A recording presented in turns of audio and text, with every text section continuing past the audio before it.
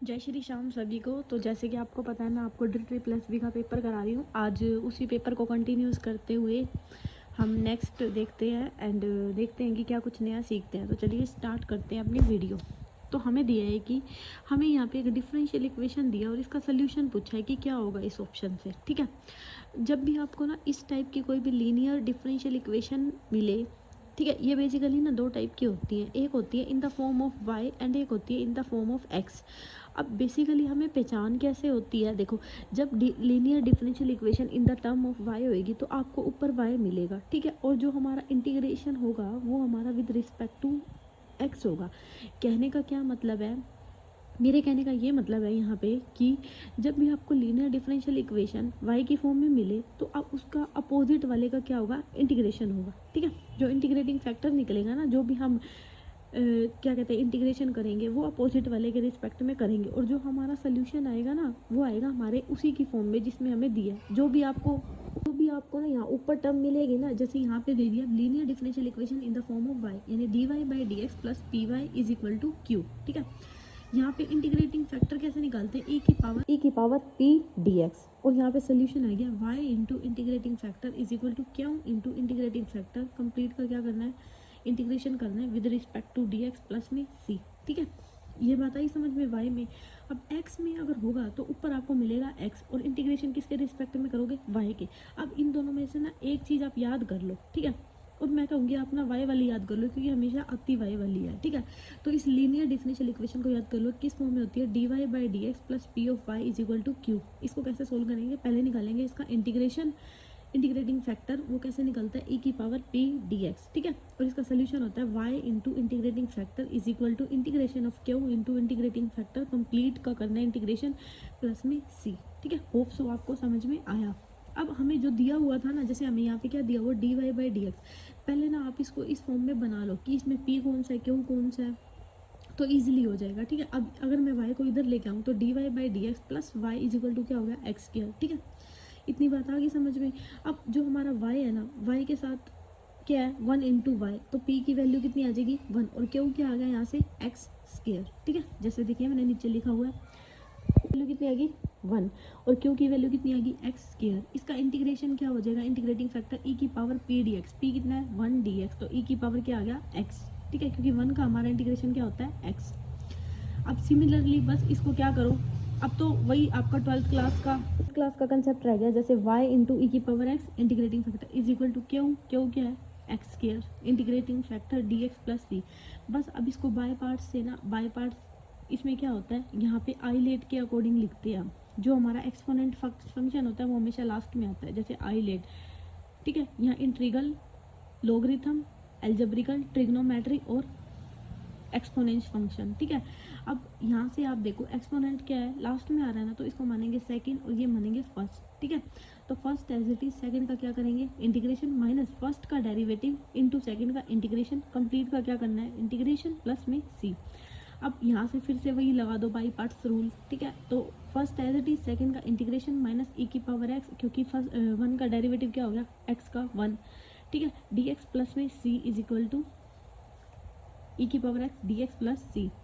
Hope so आपको ये नीचे का आता होगा क्योंकि ये 12th क्लास का है बेसिक। ठीक है, y इंटू ई की power X is equal to X square E की power X as it is minus में 2, अब इसको 2 को अंदर मल्टीप्लाई कर दिया, सिमिलरली बस इसको क्या कर दिया हमने, सोल्व कर दिया, और इसका सोल्यूशन क्या निकल गया, X square minus Y, X square minus 2x plus 2 plus C E की पावर माइनस एक्स। तो यहाँ पे ऑप्शन नंबर हमें क्या दिख गया, ऑप्शन नंबर डी क्या हो गया हमारा आंसर। ठीक है, मेरा मेन मोटिव आपको ये समझाना था, तो यहाँ से अगर आप समझ गए हो ना, तो नीचे वाला तो बेसिक आपका 12th का ही है जो करना है। ठीक है, सो होप सो इस क्वेश्चन को अच्छे से कर लेना क्योंकि आने वाले पेपर में इसके ऊपर और भी क्वेश्चंस आएंगे। ठीक है, चले नेक्स्ट। अब हमें नेक्स्ट क्वेश्चन दिया है कि a necessary condition for the convergent of an infinite series U N is, कि हमें ना कंडीशन बतानी है। तो ये हमारा क्या बेसिकली एक रिजल्ट होता है, इसको अच्छे से याद कर लो कि जब भी कोई सीरीज क्या होती है, कन्वर्जेंट होती है, तो N term limit N tending to infinity A N is equal to क्या होता है, जीरो होता है। मैं क्या बोल रही हूँ ध्यान से सुनो, कि जब भी कोई सीरीज क्या होती है, कन्वर्जेंट होती है, तो जो हमारी लिमिट है, लिमिट एग्जिस्ट करती है, limit N tending to infinity A N is equal to क्या होता है 0। ये बेसिकली रिजल्ट है, इसको याद कर लो, ठीक है। वीडियो को पॉज करके इसको अच्छे से क्या करो, याद कर लो कि जब भी कोई सीरीज कन्वर्जेंट होती है तो उसकी लिमिट क्या होती है, ए एन इज इक्वल टू 0, मतलब क्या होती है, एग्जिस्ट होती है कहने का, ठीक है। लेकिन इसका जो कन्वर्जन है वो ट्रू नहीं होता कि अगर हमें limit N tending to A N is equal to 0 है तो ये सीरीज जरूरी नहीं है कि ये क्या होगी, कन्वर्जेंट होगी, ठीक है। क्यों, कहने का क्या मतलब है, हमने ले लिया जैसे 1/n², ठीक है। मैंने इस पे लिमिट लगाई तो मेरा ये क्या आ गया, 0। अगर मैं यहाँ पे पी टेस्ट देखती हूँ, पी टेस्ट लगाऊँ जो मैंने आपको कल बढ़ाया था, अगर नहीं देखा तो वहाँ से देख लेना कि 1/n की पावर p, तो यहाँ जो 2 है वो क्या होगा, ग्रेटर देन 1। जब भी वैल्यू ग्रेटर देन 1 आती है तो वो क्या होती है, कन्वर्जेंट। लेकिन जब मैंने इसके ऊपर 1/n की पावर 1/2 लगाया, ध्यान से सुनो मैं क्या कर रही हूँ, तो ये मेरा लेस देन 1 आ गया, यानी ये क्या हो गया, डाइवर्जेंट हो गया। तो आपको इसमें क्या, कौन सी बात याद करनी है, क्या लाइन याद करनी है अच्छे से, कि जब भी कोई सीरीज कन्वर्जेंट होती है तो N tending to infinity A N is equal to 0 होता है, लेकिन इसका कन्वर्जन ट्रू नहीं होता। वो मैंने आपको एग्जांपल देके बता दिया क्यों नहीं होता, ठीक है। तो बस इसने क्या बोला है कि unnecessary condition for the convergent of infinite series, कि कोई भी इनफाइनाइट सीरीज कन्वर्जेंट है तो वही बात होगी ना कि यू एन क्या होगा, एन टेंडिंग टू इन्फिनिटी, तो यू एन की वैल्यू क्या आ जाएगी आपकी यहाँ से 0। बस ए एन की जगह यहाँ पे क्या ले रखा है, U N is tending to is equal to 0 has I tending to infinity, ठीक है। क्योंकि आई यहाँ पे एन की जगह क्या ले रखा है, आई, ठीक है। तो होप सो आपको ये याद हो गया होगा, नहीं तो फिर भी वीडियो को पॉज करके एक बार याद कर लेना कि कोई भी सीरीज कन्वर्जेंट है तो उसमें limit N tending to infinity A N क्या होता है, 0। बस इतनी बात को याद कर लो, और इसका इसका कन्वर्ज है वो ट्रू नहीं होता। नेक्स्ट हमें दे दिया कि a sequence S N is bounded if, कोई भी सीक्वेंस बाउंडेड कब होएगी, जब बाउंडेड कब होएगी, जब वो दो पॉइंटों के बीच में क्या होती है, बंधी होती है, तभी होती है। हम अब देखो यहाँ पे देखो एस एन लेस देन के, भाई इसमें ग्रेटर देन का तो कुछ दिया नहीं तो हम इसको नहीं ले सकते। अब दे दिया, ये ऑप्शन से ही हो जाते हैं, ठीक है, ऐसे question S N less than K, अब इसमें ग्रेटर देन का कुछ नहीं दिया। अब जब बाउंडेड कब होगा, बाउंडेड में ना आपको less than and greater than दोनों साइन मिलेंगे, तो वो ऑप्शन क्या होगा, ट्रू होगा। तो इस चीज़ को ऐसे याद कर सकते हो, ठीक है। S N is greater than K for all I belonging to N, and S N less than K for all I belonging to N. तो ऑप्शन नंबर डी क्या हो जाएगा आंसर, ठीक है। हमें नेक्स्ट क्वेश्चन दिया है कि every non empathy set of a real number which is bounded above, क्या होता है, ठीक है। मैंने कल आपको ना, कल की वीडियो में इनफ्रीमम और सुप्रीमम के बारे में बताया था क्या होता है। अब इसने बोला बाउंडेड अबव, जब भी ये बाउंडेड अबव बोलेगा ना तो ये होगा सुप्रीमम इन आर, ठीक है, इसको याद रख लेना। सुप्रीमम किस में होगा, यानी कि बड़ों में सबसे छोटा। कहने का क्या मतलब है कि every non empathy set of real number which is bounded above, bounded above का मतलब होता है कि बड़ों में सबसे छोटा, तो वो क्या होता है, सुप्रीमम इन आर, ठीक है। और अगर यहाँ बाउंडेड बिलो होता तो होता इनफ्रीमम इन आर। आगे समझ में, मैंने कल ऑलरेडी आपको बताया था, तो एक बार वो वीडियो जाके देख लेना। नेक्स्ट दे दिया हमें बोल्जेनो वेस्ले थ्योरम की स्टेटमेंट क्या बोलती है। अब ये जैसे पढ़ाने का है ना, ये मैं आपको एक दिन, मैंने जैसे कि आपको बताया है कि संडे टू संडे मैं आपको टॉपिक वाइज करा दूंगी, ठीक है। अभी जैसे इस संडे तो मैं आपको मैथमेटिकल मॉडलिंग करवाने वाली हूँ, उसके बाद मैं आपको जो ये, क्योंकि ये ना बहुत बड़ा है, अब मैं इस वीडियो में कराऊंगी ना तो आपके क्वेश्चंस रह जाएंगे, ठीक है। अब ये बोल्जेनो वेस्ले थ्योरम है ना, इसको क्योंकि इसमें नेबरहुड ऑफ द पॉइंट भी आ जाते हैं, वो समझाने हैं, उसमें टाइम लग जाएगा, तो इसको मैं ना अलग से इसकी वीडियो बनाऊंगी, ठीक है। आपको मिल जाएगा, थंबनेल से देख लेना, तब इसको कर लेना। अभी इसके लिए ना, इसकी बोल्जेनो वेस्ले थ्योरम की स्टेटमेंट है ना, वो क्या कहती है, बस इतना याद करो कि every bounded sequence has a limit point. क्योंकि ये मेरे को लिमिट पॉइंट का कंसेप्ट भी समझाना है तो बहुत ज़्यादा टाइम लग जाएगा इसमें अभी, ठीक है। तो मैं अलग से वीडियो बनाऊँगी इसके लिए आपको, तो वहाँ से आप ये कर लेना, ठीक है। नहीं तो मैं अलग ही बनानी पड़ेगी, क्योंकि ये 10 से 15 मिनट लग जाएंगे इसी टॉपिक पे, और फिर क्वेश्चन रह जाएंगे, ठीक है। तो क्योंकि मेन मोटिव है मेरे को, क्योंकि 9 पेपर है, ठीक है, 9 पेपर में यूँ मान लो 900 क्वेश्चन है, एक में अगर 100 क्वेश्चन है तो भाई करवाने हैं वो सारे, ठीक है, ताकि आप लोगों को भी सीख सको नई नई चीज़ें। तो ये टॉपिक वाइज है ना, मैं आपको अलग से वीडियो प्रोवाइड कर दूँगी, वहाँ से देख लेना। बोल्जेनो वेस्ले थ्योरम की स्टेटमेंट क्या कहती है, अभी के लिए इसको याद करो कि एवरी बाउंडेड सीक्वेंस के पास क्या होता है, लिमिट पॉइंट। अगर किसी को नहीं पता नहीं लिमिट पॉइंट क्या है, मैं बता दूंगी, बहुत अच्छे से समझाऊंगी, ठीक है। अलग से वीडियो बनाऊंगी, 15 मिनट की शॉर्ट मिल जाएगी आपको टॉपिक वाइज, तो वहाँ से कर लेना अपना कवर। एवरी बाउंडेड सीक्वेंस के पास क्या होता है, लिमिट पॉइंट। चलिए नेक्स्ट क्वेश्चन हमें दे दिया, if R is a common ratio for the geometrical series then the series is convergent if. देखो आर जब हमें कॉमन रेशियो दे दिया ना, तो इसने बोला है common ratio for a geometrical series, GP series के लिए। देखो जीपी सीरीज क्या होती है, A plus A R square up to क्या होती है, इन्फिनिटी। अब इसमें आपको क्या याद करना है कि आपने ऐसे ही डायग्राम बनाना है और इसको ऐसे ही याद करना है, ठीक है, क्योंकि ये अलग अलग उसमें पूछे जाते हैं आपसे। तो आपको क्या याद करना है कि आपने सबसे पहले एक नंबर लाइन बनाई, ठीक है, यहाँ 0, यहाँ 1 और यहाँ -1, ठीक है। जब हमारी सीरीज, ध्यान से देखो, -1 के इस तरफ होगी तो होगी ये ऑक्सीलेटिंग इनफाइनाइट, यानी -1 से छोटी, ठीक है। और जब ये हमारी सीरीज -1 से बड़ी होगी और 1 से छोटी होगी तो ये होगी कन्वर्जेंट। इतनी बात आई समझ में। और जब हमारी सीरीज +1 से क्या होगी, बड़ी होगी तो ये होगी डाइवर्जेंट। और जब हमारी सीरीज -1 के ऊपर होगी तो ये होगी ऑक्सीलेटिंग फाइनाइट। क्या बोला मैंने कि जब हमारी सीरीज r की वैल्यू क्या होगी, -1, तो ये होता है ऑक्सीलेटिंग फाइनाइट। और r जब लेस देन -1 तो ये होता है ऑक्सीलेटिंग इनफाइनाइट। जब ये -1 और +1 के बीच में होती है तो होती है कन्वर्जेंट। और जब ग्रेटर देन 1 होती है तो क्या होती है, डाइवर्जेंट। आप ना इसको इसी डायग्राम से याद करो, इससे मत करना, ठीक है, क्योंकि इस डायग्राम से हमें याद हो जाएंगी कि इस तरफ क्या होता है ऑक्सीलेटिंग इनफाइनाइट, -1 पे क्या होता है ऑक्सीलेटिंग फाइनाइट, बीच में क्या होता है -1 और +1 के बीच में कन्वर्जेंट, ग्रेटर देन 1 से क्या होता है डाइवर्जेंट। तो बस आप यहाँ पे देखो कि R is a common ratio for a geometrical series then the series is convergent. अब कन्वर्जेंट कब होगी, जब ये -1 और +1 के क्या होगी, बीच में होगी। तो ग्रेटर देन 1 होती है, नहीं, ऐसा तो कुछ नहीं होता। इक्वल टू 1 होती है, नहीं। ग्रेटर देन 1 फिर भी नहीं होती, ग्रेटर देन और इक्वल टू है फर्स्ट में। और लेस देन क्या होती है, 1। हाँ, ये बात बिल्कुल ठीक है, क्यों, क्योंकि मैंने आपको क्या बताया है कि -1 और +1 के क्या होती है, बीच में होती है। तो ये लेस देन 1 है ना, अगर यहाँ पे आपका ग्रेटर देन -1 होता तो भी ये बात क्या होती है, ट्रू होती, क्योंकि जो हमारी कन्वर्जेंट होती है वो कहाँ होती है, -1 और +1 के बीच में, ठीक है। होप सो आपको ये क्वेश्चन अच्छे से समझ में आ गया। अगर नहीं आया तो एक बार दोबारा से वीडियो को मतलब पीछे ले जाओ थोड़ा सा और देख लो। नेक्स्ट हमें दे दिया कि what is the solution of the differential equation. अब हमें ना इस डिफरेंशियल इक्वेशन का क्या बताना है, सोल्यूशन बताना है। तो इस क्वेश्चन को कैसे करेंगे, अभी आपको डिफरेंशियल इक्वेशन वाले मतलब क्वेश्चन वगैरह होते हैं ना, तो आपको इसमें क्या करना होता है कि जितने ऑर्डर की डिफरेंशियल इक्वेशन है ना, उतने ऑर्डर के क्या होंगे, कांस्टेंट आते हैं सबसे पहले तो, ठीक है। अब ये 2 ऑर्डर की है ना, तो 2 क्या आ जाएंगे, कांस्टेंट आ जाएंगे।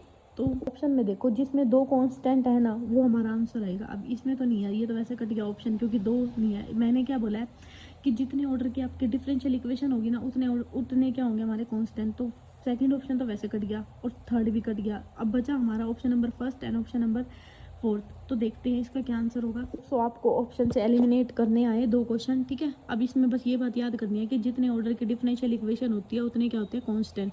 तो बस आप ना ऑप्शन नंबर, अब इसको हम ना डायरेक्ट नहीं करेंगे, इसको हम ऑप्शन की हेल्प से करेंगे। तो हमारा जो ऑप्शन नंबर फर्स्ट था, हमें दे रखा था a + bx e⁻⁻x। हम क्या करेंगे, सिंपली जो भी हमको डिफरेंशियल इक्वेशन बनी मतलब दी हुई है ना, गिवन है, हम वो बना लेंगे। अब हमें y की वैल्यू, यहाँ हमने ऑप्शन उठाया फर्स्ट, हमने y की वैल्यू को इसको क्या कर दिया, डिफरेंशियल कर दिया। तो dy/dx a + bx e⁻⁻x। Hope so आपको ये डिफरेंशियल करना होता होगा, मतलब u × v से, ठीक है। तो इतना तो मैं समझ सकती हूँ, आप कर लोगे। तो इसमें वही करा हुआ है मैंने, और कुछ नहीं किया हुआ, ठीक है। तो यहाँ से आपका जो डिफरेंशियल करने के बाद dy/dx की वैल्यू क्या निकल गई, -a + bx e⁻⁻x + e⁻⁻xb, ठीक है। अब इसके साथ क्या है, 2 मल्टीप्लाई ना, तो बस मैंने पूरी इस इक्वेशन को 2 से मल्टीप्लाई कर दिया, ठीक है। यहाँ तक आ गया आपको समझ में। अब जो इक्वेशन नंबर फर्स्ट थी ना, मैंने उसका एक बार और डेरिवेटिव कर दिया, क्योंकि मेरे को d2y/dx² चाहिए ना, तो मैंने इसका डबल डेरिवेटिव कर दिया, बस वही बाय पार्ट्स u × v लगा के। यहाँ पे भी मैंने u × v लगा दिया, यहाँ पे यहाँ नहीं लगेगा क्योंकि ये कांस्टेंट है ना, तो e⁻⁻x का हो जाएगा, ठीक है। होप सो आप कर लोगे। अगर नहीं कर पा रहे ना, तो मेरे को कमेंट करके बता देना कि मैडम ये डेरिवेटिव भी करवाओ। मैंने करा हुआ है, यहाँ पे देख लो। देखो u as it is, first as it is, second का क्या करना है, derivative, plus second as it is, first का क्या करना है, derivative with respect to x, जिसमें आप कर रहे हो, ठीक है। तो मैंने वही किया हुआ है। तो यहाँ से हमारी d2y, क्योंकि ये ना 12th क्लास का है, इतना तो मैं उम्मीद कर सकती हूँ आपको आता होगा, ठीक है। अब d2y/dx² हमारा क्या हो जाएगा, a + bx e⁻⁻x -2। अब ये वाला और ये वाला, ठीक है, इसको उठा के पुट कर दो, मैंने जो स्टार नाम दिया उसमें, तो जब आप सिंपली इसको पुट करोगे ना तो ये क्या आ गया इज इक्वल टू 0, और हमें ऑप्शन में दिया क्या हुआ था y is equal to a plus B की पावर x, मतलब जो हमें पूरी गिवन कंडीशन दी हुई थी वो भी किसके इक्वल थी 0। अब मैंने इसमें वैल्यू पुट कर दी, ये भी किसके इक्वल आ गया 0, यानी कि जो हमारा ऑप्शन नंबर फर्स्ट है वो क्या कर गया सेटिस्फाई कर गया, इसलिए ऑप्शन नंबर फोर्थ को अब हमें चेक करने की जरूरत नहीं है। अगर ये सेटिस्फाई नहीं करता तो ऑब्वियस है, दो ऑप्शन वैसे कट गए, ये वैसे सेटिस्फाई नहीं करना तो ऑप्शन नंबर फोर्थ होता। ठीक है, आ गया समझ में? होप सो आपको यहाँ तक समझ में आई चीज़ें। चलिए नेक्स्ट है ना, ये भी आपका 12th क्लास के ऊपर बेस ही है कि डी डिफरेंशियल करना है Y by X, U into V लगा दो, वी का square minus V as it is, और फर्स्ट वाले का क्या करेंगे डेरिवेटिव कर देंगे with respect to Y plus first as it is, और एक्स का क्या हो जाएगा डी एक्स। ठीक है, यहाँ माइनस आता है बीच में। ठीक है, मैं जल्दबाजी में बोल गई, देखो मैंने लगा भी रखा है तो आप ये गलती मत करना। ठीक है, मतलब ये होता है u बाई वी का फॉर्मूला होता है कि v का square v as it is into first वाले का derivative minus first as it is second का क्या करना है डेरिवेटिव। ठीक है, माइनस आता है बीच में तो याद रखना। हो गया यहाँ तक, ये आसान था बिल्कुल, 12th का ही है। नेक्स्ट हमें दे दिया कि क्लोज इंटरवल ए और ओपन इंटरवल बी। अब देखो एक क्लोज दे दिया एक ओपन दे दिया, नल सेट तो है नहीं, क्लोज है नहीं, ओपन है नहीं, तो ये क्या है सेमी क्लोज सेट। ठीक है, ये भी हो गया ना, आसान था ना। नेक्स्ट हमें दिया है कि what is the doubling period of the population. तो ये क्वेश्चन ना एक बार आप छोड़ दो। ठीक है, ये मैं आपको बाद में कराऊंगी, क्योंकि या तो ना ये इसको करो ही मत, क्योंकि ऐसे क्वेश्चन में ना करने में ना टाइम तो वेस्ट होता ही है, और क्योंकि ना इसका देखो अप्रोक्स में दिया हुआ है, तो अप्रोक्स में जब भी वैल्यू दी होती है ना तो इसमें थोड़े चांसेस होते हैं कि हमारा क्वेश्चन गलत हो जाएगा। ठीक है, तो या तो आपको करना तो ये मैं आपको अलग से करा दूंगी, अदरवाइज इसको छोड़ दो तो ठीक है, क्योंकि इतना हम इसमें टाइम देंगे ना, इससे अच्छा हम और कुछ भी कर सकते हैं, मतलब मेरे को ऐसे लगता है, मेरा बाकी आपकी मर्जी है। ठीक है, मैं आपको करा दूंगी ये क्वेश्चन, अभी के लिए इस क्वेश्चन को क्या करो होल्ड पे करो, क्योंकि इसका फॉर्मूला ही बहुत बड़ा है, फिर ये 2-3 पेज ऐसे भर जाएंगे। ठीक है, तो अभी के लिए इसको होल्ड करते हैं, बाद में करेंगे इसको। हमें दे दिया, ये हमारा मैथमेटिकल मॉडलिंग के ऊपर ही है। ठीक है, तो मैं आपको कराऊंगी इस संडे, वीडियो मिल जाएगी आपको, तो अभी के लिए इसको भी देख लो कि व्हाट इज़ द, मतलब जब मैं आपको ये मैथमेटिकल मॉडलिंग कराऊंगा ना तो ये क्वेश्चन दोबारा ले लूँगी उस वीडियो में। ठीक है, ताकि आप कनेक्ट कर पाओ। What is the third step of the process of mathematical modelling. तो थर्ड स्टेप इसका क्या होता है, कंस्ट्रक्ट इक्वेशन। अभी के लिए होल्ड पे रखो इसको, संडे के बाद देख लेना। ठीक है, मंडे को, क्योंकि फिर अच्छे से समझ में आ जाएंगी। बाकी मैंने वैसे पढ़ाया भी हुआ है, बट मैं दोबारा फिर पढ़ाऊँगी। अब ये भी मैथमेटिकल मॉडलिंग के ऊपर है, क्योंकि मोस्ट इंपॉर्टेंट है। तो मतलब which option does not show the important of mathematical modelling, does not control the parameter. भाई करता है ये, तो यही बात क्या है इसमें गलत है। ठीक है, नेक्स्ट हमें दिया है ये एक बार मैथमेटिकल मॉडलिंग के होल्ड करना। ठीक है, डायरेक्ट मैं आपको करा दूंगी। If a and b are any two positive real number such that a greater than b, then देखो जब भी हमें ए और बी क्या दे दिए, टू पॉजिटिव रियल नंबर दे दिए, और ए पे क्या दे दी कंडीशन दे दी, ए क्या दे दिया ग्रेटर देन 1, तो सिंपली ये ना हमारा रिजल्ट होता है कि एन ऑफ ए, या तो रिजल्ट तो क्या करोगे वैसे इसको ना, अगर मतलब जैसे हम 10th के क्वेश्चन नहीं करते मान के चीज़ों को, तो जैसे 2 पॉजिटिव इंटीजर दे दिए, तो मैंने मान लिया ए हमारा कितना है 5 और बी हमने ले लिया 3। ठीक है, और एन को मान लिया मैंने 1 ऑप्शन से देख के, क्योंकि एन दिया ना, तो मैंने एन मान लिया कोई भी 1 है। 1 क्या है हमारा इंटीजर है। जब मैंने यहाँ पे क्या कहते हैं ए की वैल्यू डाल ली 5 क्या हो गया बड़ा हो गया, क्योंकि यहाँ पे ना मेरे को कंडीशन दी हुई है कि बड़ा होना चाहिए, ज़रूरी नहीं आप 2 ले लो, इसको 1 ले लो, होना चाहिए पॉजिटिव इंटीजर आपको पता होंगे जो भी नंबर लाइन पे सारे नंबर होते हैं जिसमें 0 भी इंक्लूड होता है। ठीक है, तो n 1 हो गया यहाँ पे सबका। अब मैंने a की वैल्यू क्या ले ली, बड़ी ले ली b से, क्योंकि कंडीशन दी हुई है, तो बस मैंने ऑप्शन में से डाल के देख लिया कौन सा सेटिस्फाई कर रहा है, एंड गेट द आंसर। ठीक है, तो ऑप्शन नंबर ए क्या हो जाएगा यहाँ से सेटिस्फाई हो जाएगा, क्योंकि देखो ये तो कंडीशन हो नहीं सकती लेस देन वाली, क्योंकि इसने दिया हुआ है कि ग्रेटर देन 1 है। ये ऑप्शन क्यों कटा कि n a greater than b such that n is a integer, इसने कहा है एन एक इंटीजर। अब मैं जैसे मान लो इंटीजर में तो मेरे नेगेटिव भी आते हैं ना, तो मैंने माइनस का 5 ले लिया। ठीक है, और यहाँ पे ले लिया मैंने माइनस का 4। जब मैंने इनका वो सीरीज़ करा तो भैया पलट गए नेगेटिव में, क्योंकि इसने इंटीजर बोला, तो ये बात यहाँ से क्या होगी गलत होगी। अब यहाँ पे ठीक लिखा हुआ है कि n is a positive integer, तो ये चीज़ें भी आपको ध्यान रखनी है। और ये समझ में आया ना क्यों गलत हो गया, तो होप सो आपको समझ में आया। चले नेक्स्ट आता है हमारा what is the order of the equation, कि इसका ऑर्डर क्या होगा।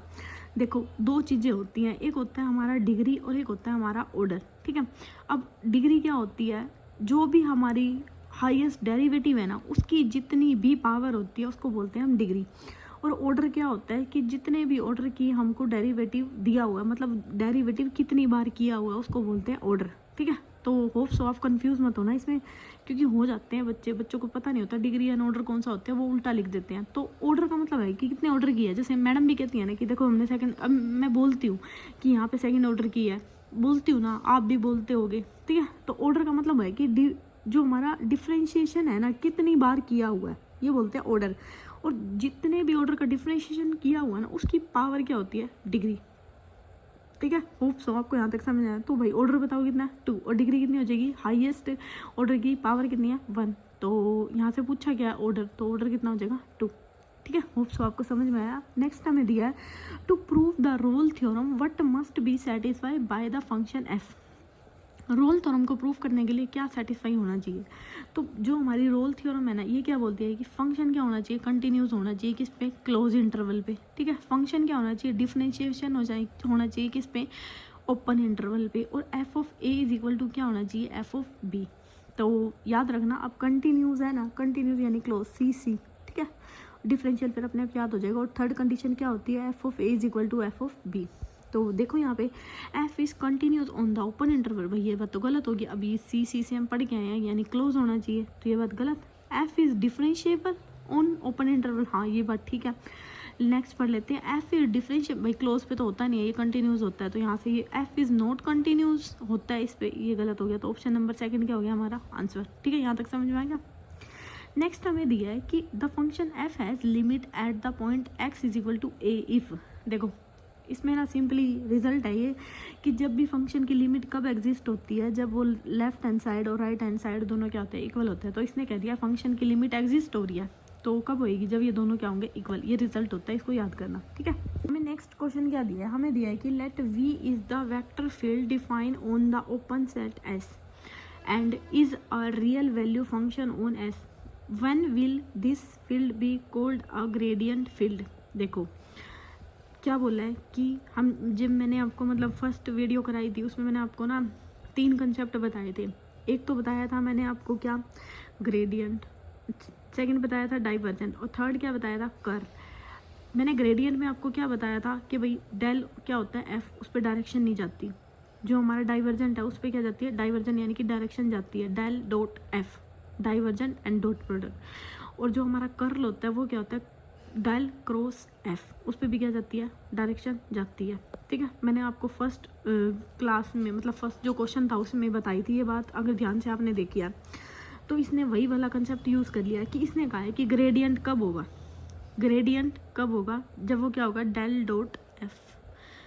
ये भी मैंने उल्टा लिख दिया, इसको ध्यान से लिख लेना कि जब वो क्या होगा, एफ होगा, नहीं होता। जब वो कर्ल ऑफ एफ, नहीं होगा। जब वो डाइवर्जेंट ऑफ एफ, नहीं।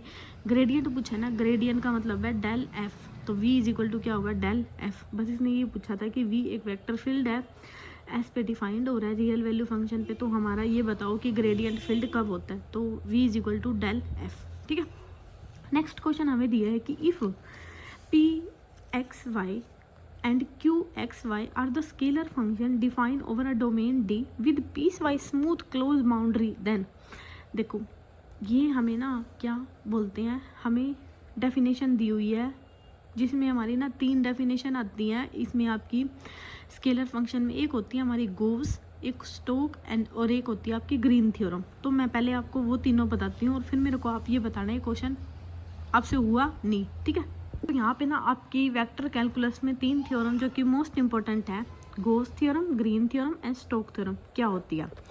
तो मैं ज़्यादा नहीं पढ़ाऊँगी। ठीक है, जैसे मैंने लास्ट वीडियो में आपको बहुत अच्छे से मतलब एक एक लाइन पढ़ाई थी। ठीक है, मेरे को ऐसा लगता है फिर आप भूल जाते हो, तो मैं उस तरीके से पढ़ाऊँगी जिस तरीके से आपको याद हो।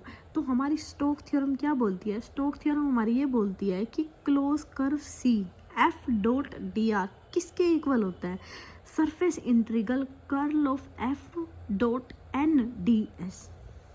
मैंने क्या बोला है, ध्यान से देखो जो लाइन मैं बोल के गई हूँ। ठीक है, ऐसे ही याद करनी है आपको, क्योंकि ये ना लर्निंग का पॉइंट है। ये चीज़ें ना आपको याद करनी है, जितनी बार आप खुद से बोलोगे, खुद से पढ़ोगे, बार बार देखोगे, आपको याद हो जाएंगी। लेकिन ये अगर मैं यहाँ पे एक एक लाइन आपको पढ़ाऊँगी ना भाई, भूलोगे। तो मैं ऐसा ही पढ़ा रही हूँ अब इन वीडियोस में कि आपको याद भी हो जाए साथ साथ चीज़ें। स्टोक थ्योरम क्या बोलती है कि close curve C F dot D r किसके इक्वल होता है, surface integral curl F dot N D s. ठीक है, जो हमारा एफ होता है ना वो क्या होता है, डिफरेंशिएबल वेक्टर फंक्शन। ठीक है, और जो एस होता है वो क्या होता है, स्केलर बाउंडेड कर्व, और सी क्या है हमारा, क्लोज कर्व। ठीक है, ये कर्व हो गया और ये क्या हो गया, सरफेस एरिया। यहाँ तक आ गया समझ में।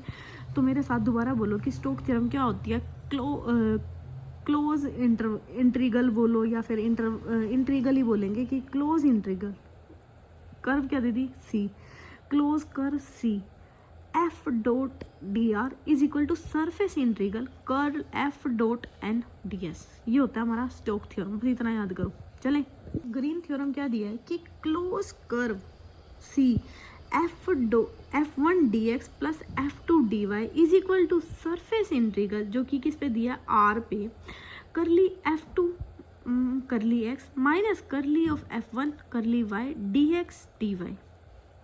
इसको कैसे याद करोगे कि कर्व मतलब कर्व इंटीग्रल सी, इसको क्या बोलेंगे, line integral on the curve c F1 dx plus F2 dy by.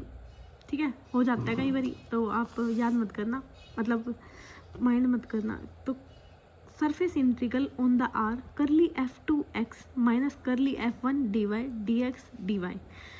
Hope so याद हो रहे होंगे। ठीक है, मतलब मेरा मेन मोटिव है कि मैं ना आपको याद भी करवा पाऊँ साथ साथ मेरी वीडियो में ना, मतलब मैं ये चाहती हूँ कि आप ना सीख के भी जाओ और साथ साथ चीज़ें याद भी करके जाओ, यहीं की यहीं, आपको दोबारा ना देखनी पड़े वीडियो। ठीक है, इसलिए मेरे को सोच सोच के एक एक चीज़ बोलनी पड़ती है ताकि आपको भी याद हो जाए। ठीक है, तो line integral on the curve c F1 dx plus F2 dy is equal to surface integral on the curve R curly F2 x minus curly F1 dy dx dy। ठीक है, ये हमारी है ग्रीन थ्योरम। जो हमारी Gauss theorem है वो क्या बोलती है, ये बोलती है surface integral F dot N D s is equal to volume of dy divergent of F dy। तो अब यहाँ पे आपको क्या मतलब रिलेशनशिप बन गया एंड क्या कुछ याद रखना है, तो दोबारा से अब तीनों एक बार दोबारा से रिकॉल करवाती हूँ मैं आपको। जो हमारी पहली स्टोक थ्योरम थी वो तो क्या कह दिया कि line integral on the curve C F dot d n किसके इक्वल था, surface integral curl of f dot N d r. ठीक है, और जो हमारा ये था ये किस पे जा रहा था, line integral F1 dx plus F2 dy, जो हमारी ग्रीन थ्योरम है ये भी किस पे जा रही है, सरफेस इंटीग्रल पे जा रही है। ठीक है, और जो हमारी गॉस थ्योरम है वो किस में जा रही है, वॉल्यूम में। तो अब रिलेशन बन गया कि जो हमारा स्टोक थ्योरम है वो तो लाइन से किस में जा रही है, सरफेस में। ग्रीन थ्योरम भी लाइन से किस में जा रही है, सरफेस में। लेकिन जो गॉस थ्योरम है वो सरफेस से किस में जा रही है, वॉल्यूम में, क्योंकि ये आते हैं कंसेप्ट। ठीक है, तो इसमें आपका इसमें अब कैसे याद करोगे, गोश्त से ऐसे याद कर सकते हो, गुस्सा आते ही उसने शीशा तोड़ दिया, और शीशा किसका बना हुआ था, वॉल्यूम का। ठीक है, तो यहाँ से इस चीज़ को आप याद कर सकते हो वैसे। ठीक है, होप सो अब एक बार दोबारा से देख लेना इस वीडियो को, थोड़ा सा बैक करके एंड अच्छे से समझ लेना, क्वेश्चन को देखो एंड मेरे को बताओ कौन सा ऑप्शन क्या होगा, ट्रू होगा। तो एक बार इस वीडियो को पॉज कर लेना। ठीक है, अच्छे से देख लो एंड बताना कौन सा होगा। तो अब मैं कराती हूँ ये कि if p x d y and q x d y are the scalar function defined over a domain d with piece wise smooth close curve c then. तो इसने बोला है कि पहले तो ये मेरे को बताओ कि ये थ्योरम का नाम क्या है। ठीक है, कौन सी थ्योरम है, कमेंट करके बताना। ये वाली, ये आपका होमवर्क है कि कौन सी थ्योरम है, and option number b c d इसमें से क्या आपका आंसर होगा। ठीक है, तो ये वाला अब मैंने आपको इसका कंसेप्ट तो पढ़ा ही दिया। ठीक है, अब ये कमेंट करके बताना आप इसका आंसर कौन सी थ्योरम है ये। ठीक है, जो मैंने अभी आपको पढ़ाई है। सो अभी के लिए इतना ही, मिलते हैं कल। So thank you so much for watching my video.